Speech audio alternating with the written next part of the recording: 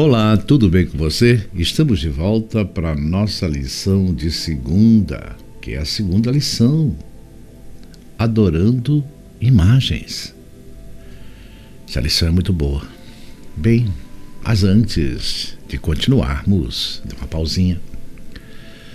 Compartilhe o nosso vídeo com seus familiares, amigos, nas suas redes sociais. Deixe um comentário e o seu like, tá bom? Então vamos para a nossa lição, adorando a imagem. Por mais leal que o rei tivesse sido a Daniel e ao seu Deus, porque havia ficado impressionado com a revelação do mistério, Daniel 2,46, isso não durou muito. Então, leia Daniel 3, 1 a 12. A estátua era toda de ouro, e o rei exigiu que ela fosse adorada. Qual é a relevância desses fatos? Bem, Nabucodonosor desafiou a mensagem de Deus e disse que o seu reino, a cabeça de ouro, duraria para sempre. Essa história é um tipo do que ocorrerá no futuro, daqui a pouco. Então, a segunda lição da semana fala de adoração de imagem. Quando a gente pensa na questão de adoração, principalmente se nos conectando com todo o panorama do grande conflito, na realidade, desde o início da história desse conflito, a questão central é essa. De um lado tem Deus, que por legitimidade de criação é aquele que merece toda a honra, toda a glória, todo o nosso louvor e adoração.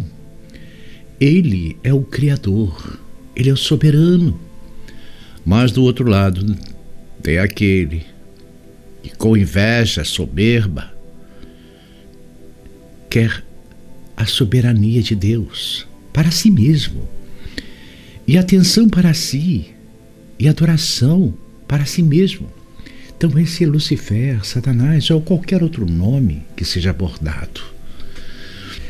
Então vem a pergunta: por que adoração é um tema importante na resolução do conflito?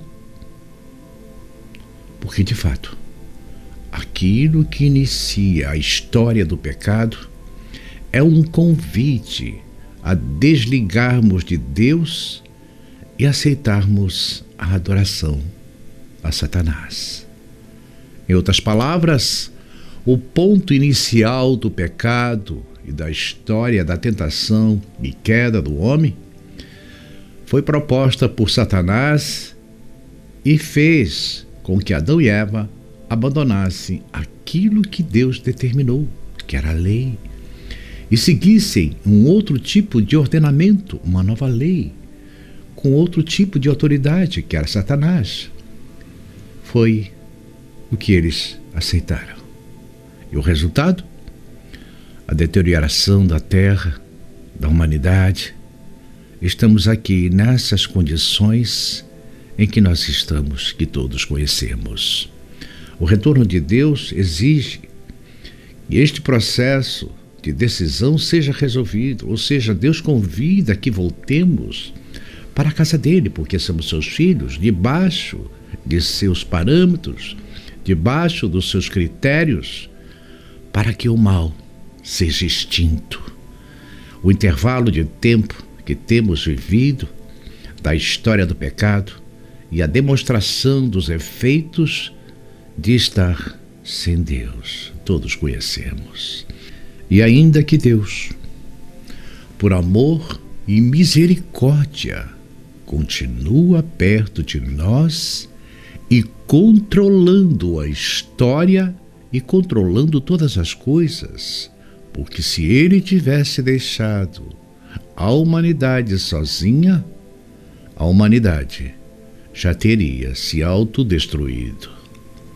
Deus nos dá o livre-arbítrio para que a nossa escolha seja ao Senhor, nosso Deus e Criador. e possamos voltar para a casa do nosso Pai Celestial, porque nós somos seus filhos. Por outro lado, a Bíblia também descreve que o salário do pecado é a morte, o que significa que o ser humano deveria ter morrido imediatamente após o pecado, lá em Adão e Eva. Porém, permaneceu viva, o que significa que aconteceu algo nesse intervalo.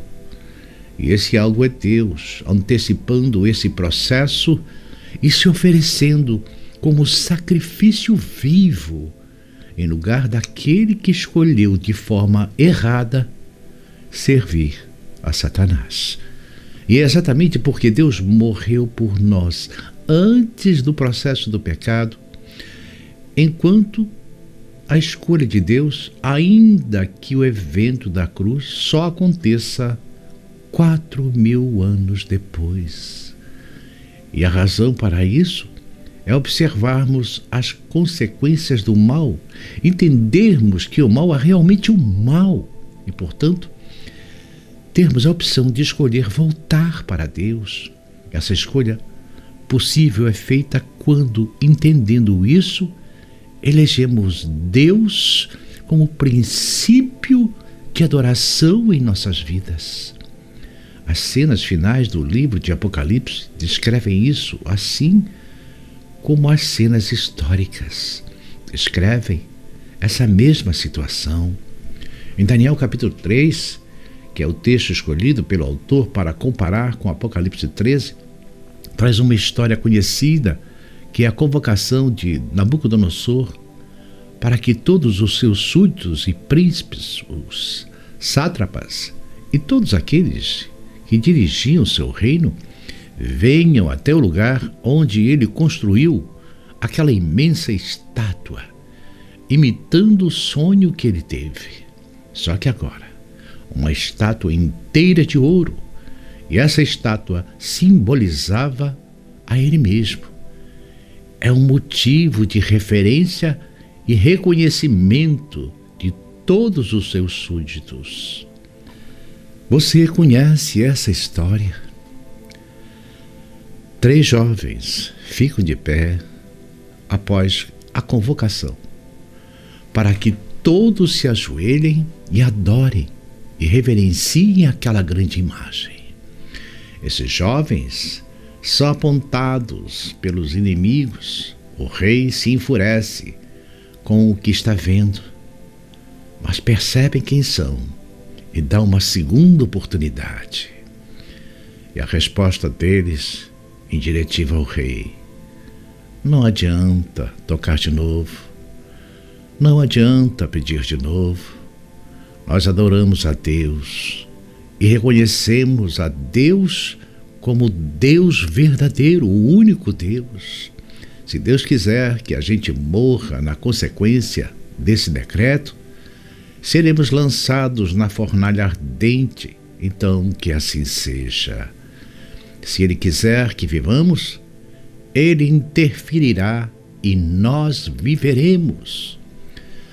Mas independente do qual seja a resposta de Deus, a nossa resposta já está dada. Serviremos a Deus. Então este é o sentido de adoração. E é a coisa central do capítulo 3 de Daniel. Mas por que ele é importante aqui como parte introdutória dessa discussão da soberania de Deus e de adoração a Deus? Essa história vai se repetir. É o que você vai saber na próxima lição amanhã. Então aproveite esse momento para compartilhar com seus familiares, amigos, em suas redes, e fazer um comentário e deixar o seu gostei, tá bom?